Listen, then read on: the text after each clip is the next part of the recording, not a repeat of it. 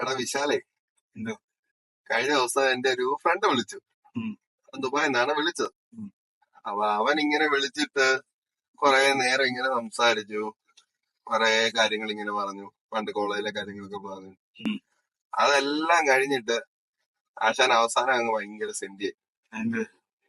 എന്തുവാണെന്ന് ചോദിച്ചു കഴിഞ്ഞാൽ, ആശാൻ പോയി ജോലിയൊക്കെ ചെയ്ത് സെറ്റായി കഴിഞ്ഞിട്ട് അവസാനം കല്യാണം കഴിക്കാൻ നോക്കി. ആ, 30 വയസ്സായി, ആ, ഇപ്പോഴാണ് കല്യാണം കഴിക്കാൻ നോക്കിയത്. ആ. തുടങ്ങിയ പിന്നെ പെണ്ണ് കിട്ടുന്നില്ല. ഒരു വർഷത്തോളം ഇങ്ങനെ നടന്നു. ഇടയ്ക്ക് പെണ്ണിന് ഇഷ്ടപ്പെടുന്നില്ല, ഇടയ്ക്ക് അവൻ ഇഷ്ടപ്പെടുന്നില്ല. ആകെപ്പാടെ സെന്റിയാക്കി ചളമാക്കി കളഞ്ഞു. അതെന്താ ഈ നാട്ടിൽ പെണ്ണില്ലേ? അയ്യോ, ഈ നാട്ടിൽ പെണ്ണില്ലായിട്ടൊന്നും അല്ല, പിന്നെ അതൊന്നുമല്ല പ്രശ്നം. അതെന്താ പ്രശ്നമെന്ന് ഞാന് ഒറ്റ സെക്കൻഡ് വണ്ടി ഒന്ന് നോക്കിക്കോ, എനിക്ക് സംസാരിക്കാൻ പറ്റുന്നില്ല.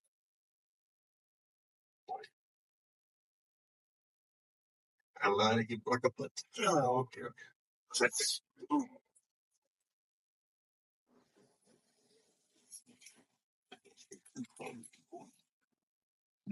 പെണ്ണില്ലാത്തതിന്റെ പ്രശ്നമൊന്നുമല്ല.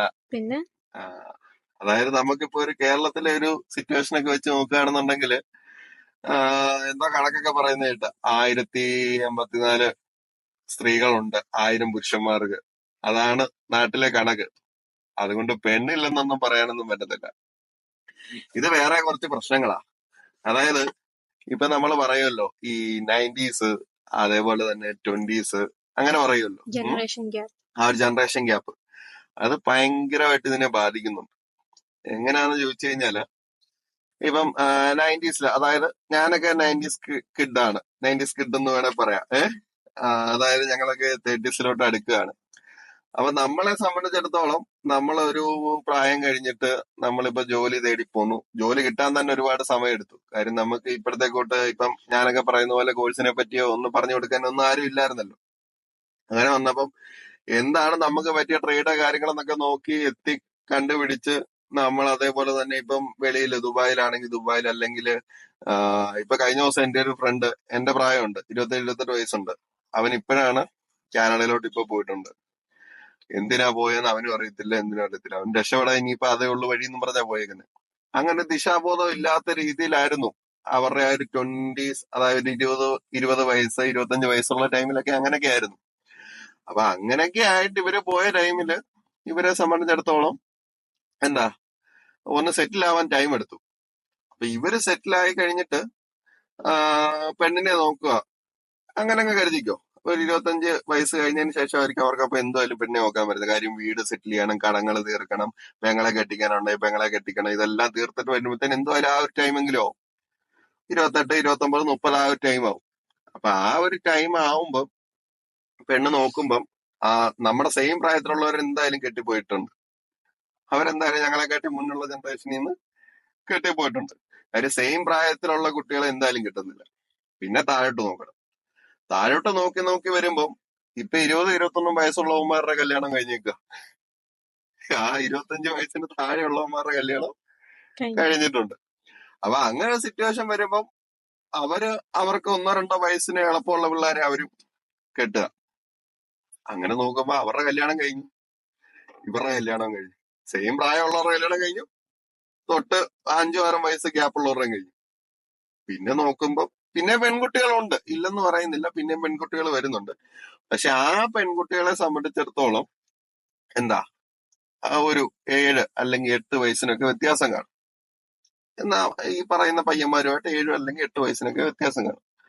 അപ്പൊ അവര് ജീവിക്കുന്നത് വേറൊരു ജനറേഷനിലാണ്. അവര് ജനിച്ചപ്പോ തൊട്ടേ ഫോൺ യൂസ് ചെയ്യുന്നു. അവര് കണ്ടത്, അവർക്ക് എല്ലാത്തിനെ പറ്റിയുള്ള കാഴ്ചപ്പാടും കാര്യങ്ങളൊക്കെ വേറെയാണ്. ഇത് രണ്ടും കൂടെ സിങ്ക് ആവാൻ വലിയ പാടായിരിക്കും.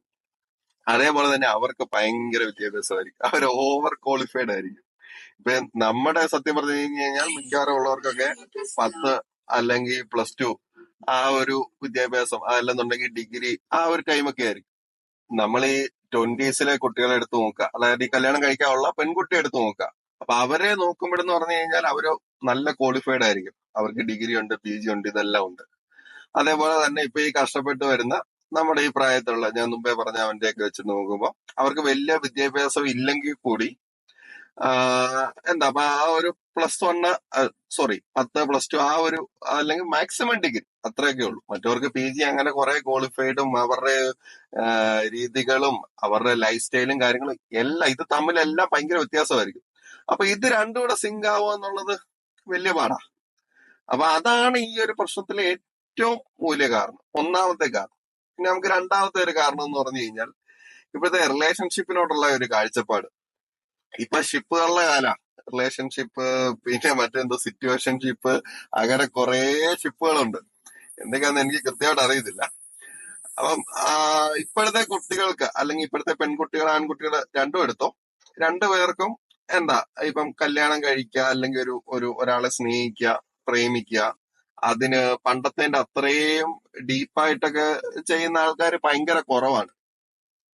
ഇത് തന്നെയാണ് രണ്ടാമത്തെ കാര്യം. റിലേഷൻഷിപ്പിനോടുള്ള ഇപ്പോഴത്തെ ആൾക്കാരുടെ കാഴ്ചപ്പാടും പണ്ടത്തെ ആൾക്കാരുടെ കാഴ്ചപ്പാടും. പണ്ടത്തെ ആൾക്കാരെന്താ, അവര് ഇമോഷൻസ് ഒക്കെ ഹൈഡ് ചെയ്ത് അങ്ങനെ എല്ലാവരുടെ മുന്നിലും തുറന്നു കാണിക്കാത്ത അങ്ങനത്തെയൊക്കെ ഉള്ള ആൾക്കാരാണ്. പക്ഷെ കല്യാണവും കഴിച്ചു കഴിഞ്ഞാൽ ഭാര്യ ഇങ്ങനെ ആയിരിക്കണം, ഭർത്താവ് ഇങ്ങനെ ആയിരിക്കണം, ഇങ്ങനത്തെയൊക്കെയാണ് അവര് മുൻകൂട്ടി ഒരു കാര്യം നിശ്ചയിച്ചിട്ടുണ്ട്.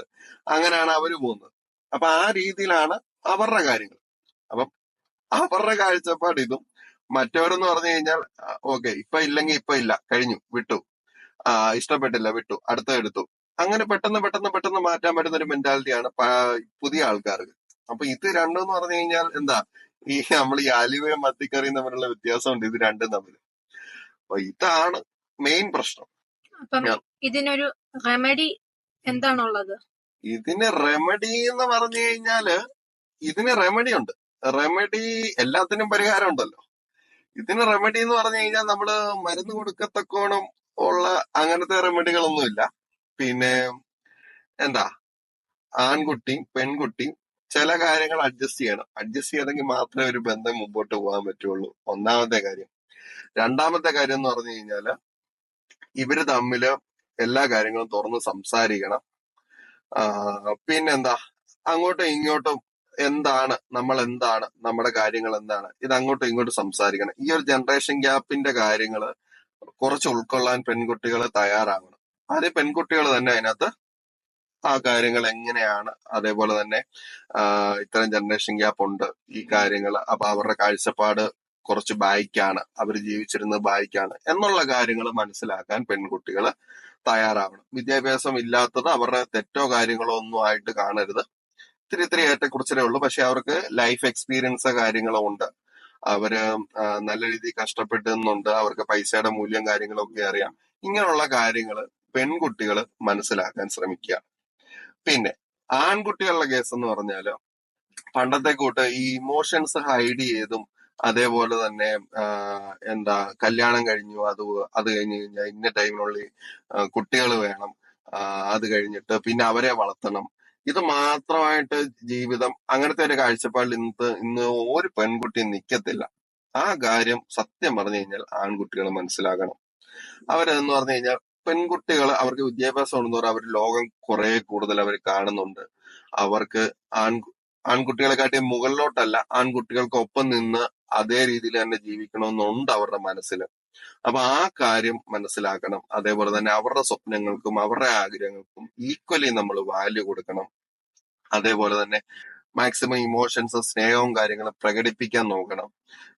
നിങ്ങൾ ഒരുമിച്ചുള്ള മൊമെന്റ്സ് കാര്യങ്ങളൊക്കെ അവര് നല്ല രീതിയിൽ ആഗ്രഹിക്കും. ആ കാര്യങ്ങളൊക്കെ നമ്മൾ കൊടുക്കാൻ തയ്യാറാവണം. നാട്ടുകാരെന്ത് പറയും, അതേപോലെ തന്നെ വീട്ടുകാരെന്ത് പറയും, അതേപോലെ അവരെന്ത് വിചാരിക്കും, ഇവരെന്ത് വിചാരിക്കും, ഇങ്ങനെയുള്ള കാര്യങ്ങളിലൊന്നും നോക്കി ജീവിക്കാതെ അവർക്ക് എന്താണ് ഇഷ്ടം, കാര്യം നിങ്ങളുടെ പാർട്ട്ണറും നിങ്ങളുമാണ് ഇനിയുള്ള ജീവിതം മുമ്പോട്ട് പോകുന്നത്. നിങ്ങൾ രണ്ടുപേരും ആ ഒരു ഈക്വൽ പ്രൊപ്പോർഷനിൽ പോയെങ്കിൽ മാത്രമേ നിങ്ങളുടെ കുട്ടികളും അത് കണ്ട് പഠിക്കും, നല്ലൊരു തലമുറയിലോട്ടൊക്കെ കാര്യങ്ങൾ വരുള്ളൂ.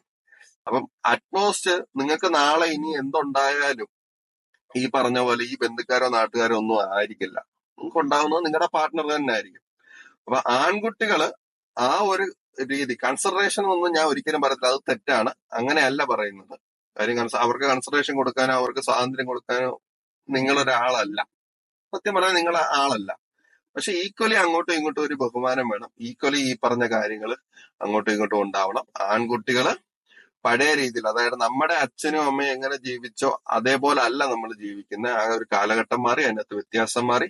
നമ്മുടെ അമ്മമാർക്ക് ഉണ്ടായിരുന്ന വിദ്യാഭ്യാസമോ അല്ലെങ്കിൽ അവര് വളർന്നു വന്ന രീതിയിലും അല്ല പുതിയ പെൺകുട്ടികൾ വരുന്നത്. അതേപോലെ എന്റെ അമ്മയുടെ കൂട്ടാവണം ഞാൻ കെട്ടാൻ പോകുന്ന കുട്ടി എന്നല്ല ചിന്തിക്കേണ്ടത്. ഞാൻ എന്താണോ അത് അക്സെപ്റ്റ് ചെയ്യാൻ അവള് തയ്യാറാവണം, അവളെ ഞാനും അക്സെപ്റ്റ് ചെയ്യണം. അങ്ങോട്ടും ഇങ്ങോട്ടും ഒരു സ്നേഹം ഉണ്ടാവണം. ഇത് ഈ പറഞ്ഞ കാര്യങ്ങള് ക്ലാരിഫൈ ചെയ്യാം. ഈ പറഞ്ഞ ക്ലാരിഫൈ ചെയ്യാതെ ഇനി പലരും കല്യാണത്തിലോട്ടൊക്കെ പോകും. നമ്മൾ കാണുന്നുണ്ട്. ഇപ്പം എന്താ ഭംഗിയില്ലെന്നും പറഞ്ഞുകൊണ്ട് കളിയാക്കി പെൺകുട്ടി പോയി ആത്മഹത്യ ചെയ്തു. സ്ത്രീധനം ഇല്ലെന്ന് പറഞ്ഞിട്ട് പെൺകുട്ടി പോയി ആത്മഹത്യ ചെയ്തു. പെൺകുട്ടിയുടെ ടോർച്ചറിങ് കാരണം ആൺകുട്ടി കല്യാണത്തിന് ശേഷം ഇതേപോലെ ആത്മഹത്യ ചെയ്തു. അങ്ങനെ കുറെ കാര്യങ്ങൾ കാണുന്നുണ്ട്. ഇത് ആദ്യമേ നമ്മൾ ധൃതി പിടിച്ച് കല്യാണത്തിലോട്ട് പോവാതെ ആദ്യം ഈ പറഞ്ഞ പോലെ ഇവര് തമ്മിലൊന്ന് നല്ലപോലെ ഇടപഴകി അവർക്ക് രണ്ടുപേർക്ക് എല്ലാ മീറ്ററും ഇഷ്ടപ്പെടുന്നുണ്ട് എങ്കിൽ മാത്രം കല്യാണത്തിലോട്ട് പോവുക. കല്യാണത്തിലോട്ട് പോയി കഴിഞ്ഞാൽ പിന്നെ അത് ആ ഒരു സിംഗിൾ തന്നെ അങ്ങ് പോണം.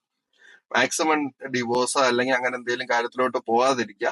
ഇൻ കേസ് നമുക്കത് പോയേ പറ്റുള്ളൂ എന്നുണ്ടെങ്കിൽ അങ്ങോട്ടും ഇങ്ങോട്ടും കൈ കൊടുത്ത് അത് പിരിയാൻ ശ്രമിക്കുക. മാക്സിമം അത് ഒഴിവാക്കുക. ഇൻ കേസ് പോയേ പറ്റുള്ളൂ എന്നുണ്ടെങ്കിൽ നമ്മൾ അങ്ങനെ അങ്ങ് പോവുക. ഈ പറഞ്ഞ കാര്യങ്ങളൊക്കെ നമ്മൾ ഒരു പെൺകുട്ടിയെ കാണുമ്പോഴോ എടുക്കുമ്പോഴോ അല്ലെങ്കിൽ ഒരു ആൺകുട്ടിയെ കാണുമ്പോഴോ എടുക്കുമ്പോഴോ അന്നേരം തന്നെ നമ്മൾ ഈ കാര്യങ്ങൾ കമ്മ്യൂണിക്കേറ്റ് ചെയ്ത് തുടങ്ങുക. നമ്മുടെ ഇഷ്ടങ്ങള്, നമ്മുടെ കാര്യങ്ങള്, എല്ലാ കാര്യങ്ങളും നമ്മൾ ഓപ്പൺ ആയിട്ട് സംസാരിക്കാം. ഇത്രയും കാര്യങ്ങളൊക്കെ ചെയ്തു കഴിഞ്ഞാൽ നമുക്ക് ഇതിനൊക്കെ ഒരു റെമഡി അല്ലെങ്കിൽ ഈ പറഞ്ഞ പ്രശ്നങ്ങളൊക്കെ പരിഹരിക്കാൻ പറ്റും. ഞാൻ ഇതേ കാര്യം തന്നെയാണ് ഞാൻ അവനോടും സംസാരിച്ചിരുന്നത്. പിന്നെ ഇതിനകത്ത് മെയിനായിട്ടൊരു ടോപ്പിക് ഉണ്ട്. മെയിനായിട്ടൊരു കാര്യങ്ങൾ എനിക്ക് പറയാനുണ്ട്. അതായത് ഈ ആൺകുട്ടികൾ വലിയൊരു ഒരു പ്രഷറിലായിരിക്കും ഇരിക്കുന്നത്. അതായത് നീ കെട്ടാൻ പോകുന്ന പെൺകുട്ടി ഇങ്ങനെ ആയിരിക്കണം അങ്ങനെ ആയിരിക്കണമെന്ന് കുറെ കൂട്ടുകാര് പിന്നെ അതേപോലെ തന്നെ വീട്ടുകാരെ ഒക്കെ ഇങ്ങനെ പറഞ്ഞുകൊണ്ടേയിരിക്കും. അതേപോലെ അവർക്ക് ഓരോ കോൺസെപ്റ്റ് ഉണ്ടായിരിക്കും. ആ കോൺസെപ്റ്റ് ഈ ആൺകുട്ടികളുടെ മനസ്സിലോട്ട് ഇടാൻ നോക്കും. അപ്പൊ അത് അവര് പിന്നെ അങ്ങനെ വേണം, അങ്ങനെ ഇല്ലെങ്കിൽ അവര് കളിയാക്കും, അങ്ങനെയൊക്കെ ചിന്തിക്കും. അതൊരു പ്രശ്നമാണ്.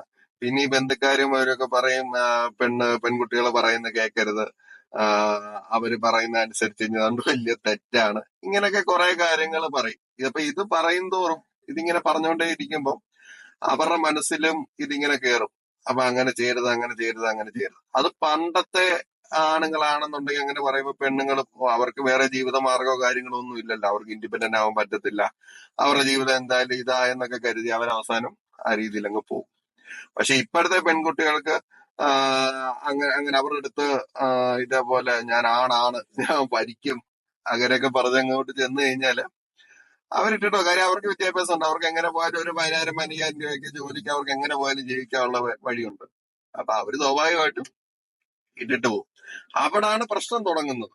അതൊരു ബന്ധത്തിലാണ്, നോർമൽ റിലേഷനിലാണെങ്കിലും പ്രണയത്തിലാണെങ്കിലും കല്യാണം കഴിഞ്ഞിട്ടാണെങ്കിലും ഒക്കെ പ്രശ്നം വരുന്നത്, പ്രശ്നം തുടങ്ങുന്നതിന്റെ മൂല കാരണം ഇതാണ്. സത്യം പറഞ്ഞു കഴിഞ്ഞാൽ ഈ പറയുന്ന അങ്ങനത്തെ ചില ഫ്രണ്ട്സും അതേപോലെ തന്നെ അങ്ങനത്തെ ചില വീട്ടുകാരും കുടുംബക്കാരും ഒക്കെ തന്നെ പ്രശ്നം ഉണ്ടാക്കുന്നത്. പെണ്ണിന്റെ വാക്ക് കേട്ടാൽ പെണ്ണ് പറയുന്നത് അനുസരിച്ച് കഴിഞ്ഞാൽ എന്തോ വലിയ സംഭവിക്കും, അതോടുകൂടി അവന്റെ ആളെന്നുള്ള ലേബൽ അങ്ങ് പോവും എന്ന് പറഞ്ഞ സാധനം ഈ പാവം പിടിച്ച ആമ്പിള്ളേരുടെ തലയിലോട്ട് ഇട്ടം കൊടുക്കും. അവരുടെ മനസ്സിലോട്ട് ഇട്ടിട്ടിട്ടിട്ടിട്ട് ഈ പ്രശ്നം അങ്ങ് വലുതാക്കും. ഇങ്ങനെ കുറെ ഇൻസിഡൻസും കാര്യങ്ങളൊക്കെ എനിക്കറിയാം. ഇങ്ങനെ നമ്മുടെ ബന്ധത്തിൽ നമുക്കായിരിക്കില്ല ചിലപ്പോ പ്രശ്നങ്ങൾ, നമുക്ക് ചുറ്റുമുള്ളവർക്കായിരിക്കും പ്രശ്നങ്ങൾ. അപ്പൊ ഈ ഒരു മീറ്റർ ഉണ്ടല്ലോ, ഈ കാര്യങ്ങളൊന്നും ആൺകുട്ടികളോ അല്ലെങ്കിൽ മുമ്പേ പറഞ്ഞ അവരുടെ ചില പെൺകുട്ടികൾക്കൊരിതുണ്ട്. അവര് പറയാതെ തന്നെ അവരുടെ കാര്യങ്ങളെ അറിയാനും അവര് പറയാതെ തന്നെ അവരുടെ കാര്യങ്ങൾ അറിഞ്ഞു ചെയ്യാനും അങ്ങനെയൊക്കെ ചെയ്യണം. അങ്ങനെയൊക്കെ ചെയ്തില്ലെങ്കിൽ അവരെ മനസ്സിലാക്കുമല്ല. അവർക്ക് ഇമ്പോർട്ടന്റ് ആയിട്ടുള്ള ചില കാര്യങ്ങൾ ചിലപ്പോൾ ജോലി തിരക്കൊണ്ട് ഒരു പക്ഷേ മറന്നുപോകും. അങ്ങനെയൊക്കെയുള്ള ചില കാര്യങ്ങളൊക്കെ ഉണ്ട്. അപ്പം അത് ഇമ്പോർട്ടന്റ് ആണ്, അതിന് വാല്യൂ തന്നെ കൊടുക്കണം. പക്ഷെ അത് എനിക്ക് ഇങ്ങനെ വേണ്ടതാണ് എന്റെ ആഗ്രഹം എന്നുള്ള കാര്യങ്ങൾ അവരോട് ഓപ്പൺ ആയിട്ട് ആൺകുട്ടികളോട് സംസാരിക്കാൻ പറ്റണം. ഇത് അത് അവരെയും കൺവേ ചെയ്യണം. സത്യം പറഞ്ഞു കഴിഞ്ഞാൽ പെൺകുട്ടികൾ അവരുടെ കാര്യങ്ങൾ ഏറ്റവും ആയിട്ടുള്ള കാര്യങ്ങൾ ആൺകുട്ടികളോട് കൺവേ ചെയ്യാനും തയ്യാറാവണം. അപ്പൊ പേരുടെ ഭാഗത്തും ഈ പറഞ്ഞൊരിതുണ്ട്. സത്യം പറഞ്ഞാൽ നമ്മള് സംസാരിച്ച് തുടങ്ങിയ വിഷയം ഇതൊന്നും അല്ല. ഈ കല്യാണം പെണ്ണ് കിട്ടുന്നില്ല എന്നുള്ള ടോപ്പിക്കാണ്. ഞാൻ പിന്നെ സംസാരിച്ച് വന്നപ്പോ പിന്നെ ഈ റെമഡി അതിന്റെ കുറെ കാര്യങ്ങൾ എനിക്ക് പറയാനുള്ള കാര്യങ്ങളൊക്കെ പറഞ്ഞു പോയെന്നേ ഉള്ളൂ. അപ്പൊ ഇതിനകത്തില് പെണ്ണ് കിട്ടാൻ വേറെ എളുപ്പ വഴിയൊന്നുമില്ല. നമ്മുടെ കാര്യങ്ങൾ ഓപ്പൺ ആയിട്ട് സംസാരിക്കുക. നമ്മള് നമ്മൾ എന്താണ് എന്നുള്ളത് ഓപ്പൺ ആയിട്ട് ഒരു പെൺകുട്ടിയോട് സംസാരിക്കുക. വീട്ടുകാരെയും അതേപോലെ തന്നെ വീട്ടുകാർക്ക് എത്ര കിട്ടി എത്ര ഉണ്ട് എന്നുള്ളത് നോക്കുകയും പിന്നെ താരതമ്യം ചെയ്യുകയും അങ്ങനെയൊക്കെ ചെയ്യുന്ന വീട്ടുകാരുണ്ട്. അതേപോലെ തന്നെ കളർ നോക്കുന്ന എടുക്കുന്ന പിന്നെ കൂട്ടുകാര് പണ്ടത്തെ കൂട്ടൊന്നും അല്ല. പെൺകുട്ടികൾക്കാണെങ്കിലും ആൺകുട്ടികൾക്കാണെങ്കിലും പഴയ കുറെ റിലേഷനും കാര്യങ്ങളൊക്കെ ഉണ്ട്. അതായത് പണ്ടിപ്പോ എന്റെയൊക്കെ കാലഘട്ടത്തിൽ ഞാനൊക്കെ പ്രേമിക്കാൻ അന്നൊരു എഫോർട്ട് എടുക്കണമായിരുന്നല്ലോ. മീൻസ് എന്താ അന്ന് നമുക്ക് അത്രയും ഫോണോ കാര്യങ്ങളോ ഒന്നും സുലഭമായിരിക്കത്തില്ല. നമുക്കിപ്പോ ഒരു പെൺകുട്ടിയെ കാണണമെങ്കിൽ പോലും കാത്തിരിക്കാനും എടുക്കാനും പിറ്റേ ദിവസം ഇപ്പൊ തലേ ദിവസം നമുക്ക് കാണാൻ പറ്റിയില്ല. പിറ്റേ ദിവസം കാണണമെന്നുണ്ടെങ്കിൽ രാവിലെ നമ്മൾ ആ ടൈമിൽ അവർ വരുന്ന അവരെന്നട് ഏത് സ്ഥലത്താണോ ഉള്ളത് ആ സ്ഥലത്ത് നമ്മൾ ചെല്ലണം. ഇച്ചിരി സമയം മാറി കഴിഞ്ഞാൽ കാണാൻ പറ്റത്തില്ല. ഇതൊന്നും പ്രോപ്പറായിട്ട് കമ്മ്യൂണിക്കേറ്റ് ചെയ്യാൻ പറ്റത്തില്ല.